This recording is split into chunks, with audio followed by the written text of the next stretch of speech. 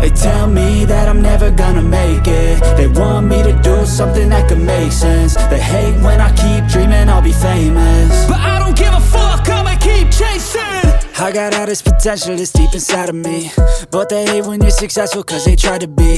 They sit there being judgmental because you're trying things, and they just want you to settle and do the right thing. So get a good job, don't slack off. Wake up every morning, make a good impression on your boss. Don't do anything that I wouldn't do, and when you're making money, make sure you don't spend it too soon. Fuck that, I'll do what I wanna do. I got a different path from everyone, and that includes you.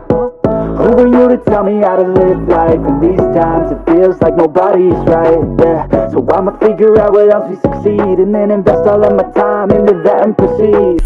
I need whatever the hell could make me happy, and I don't think you have a clue what could that be. They tell me that I'm never gonna make it. They want me to do something that can make sense. They hate when I keep dreaming I'll be famous, but I don't give a fuck, I'ma keep chasing. They tell me